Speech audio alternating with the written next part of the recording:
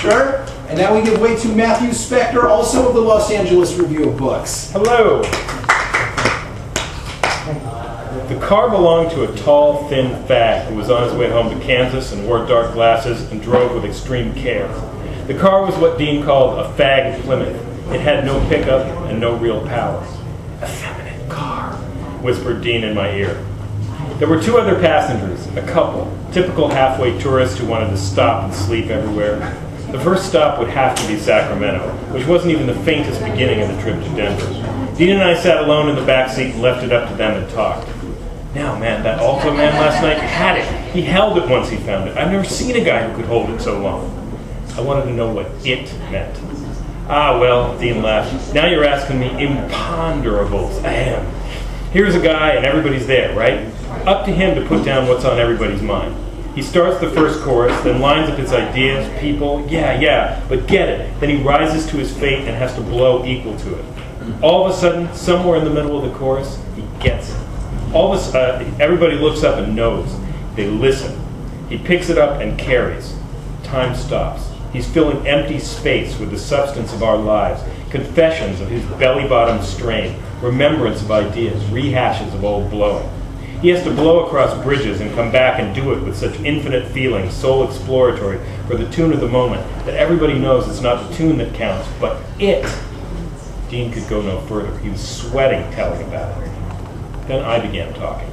I never talked so much in all my life. I told Dean that when I was a kid and rode in cars, I used to imagine I held a big scythe in my hand and cut down all the trees and posts and even sliced every hill that zoomed past the window. Yes, yelled Dean. I used to do it too, only different side. Tell you why. Driving across the west with the long stretches, my scythe had to be immeasurably longer, and it had to curve over distant mountains, slicing off their tops and reach another level to get at further mountains, and at the same time clip off every post along the road, regular throbbing pulls. For this reason, oh man, I have to tell you, now I have it. I have to tell you the time my father and I, on a piss-poor bum from Larimer Street, took a trip to Nebraska in the middle of the Depression to sell fly swatters, and how we made them. We bought pieces of ordinary regular old screen, and pieces of wire that we twisted double, and little pieces of blue and red cloth to sew around the edges, and all of it for a matter of cents and a 5 and 10, and made thousands of fly swatters, and got in the old bum's jalopy and went clear around Nebraska to every farmhouse and sold them for a nickel apiece.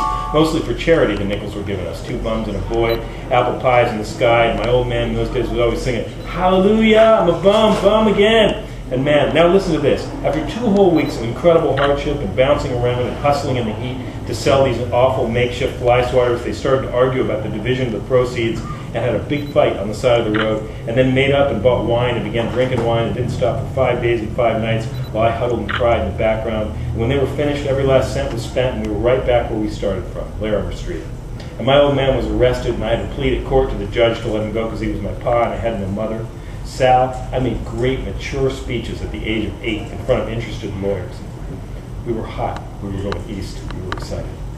Let me tell you more, I said, and only as a parenthesis within what you're saying, and conclude my last thought. As a child lying in my father's car in the back seat, I also had a vision of myself on a white horse, riding alongside over every possible obstacle that presented itself.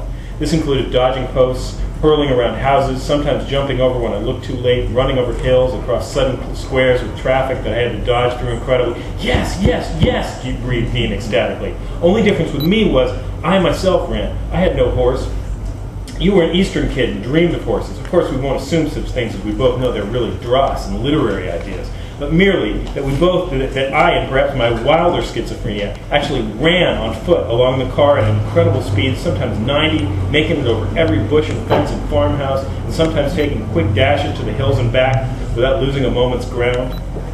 We were telling these things and both sweating. We had completely forgotten the people up front who had begun to wonder what was going on in the back seat. At one point, the driver said, "For God's sakes, you're rocking the boat back there."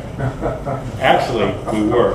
The car was swaying as Dean and I both swayed to the rhythm and the hit of our final excited joy in talking and living to the blank, tranced end of all innumerable, riotous, angelic particulars that had been lurking in our souls all our lives.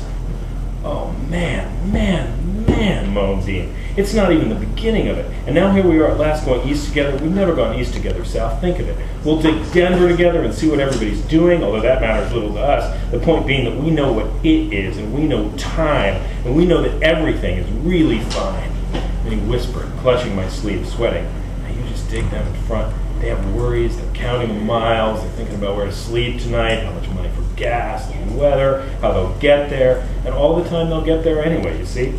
But they need to worry and betray time with urgency as false and otherwise purely anxious and whiny. Their souls really won't be at peace unless they can latch onto an established and proven word. And having once found it, they assume facial expressions to fit and go with it, which is, you see, unhappiness. And all the time it flies by them and they know it, and that too worries them no end. Listen, listen. Well now, he mimicked, I don't know, maybe we should get gas in that station. I read recently in National Petroleum Petroleum News that this kind of gas has a great deal of octane gook in it, and someone once told me that it even had semi-official high-frequency cock in it. And I don't know, well...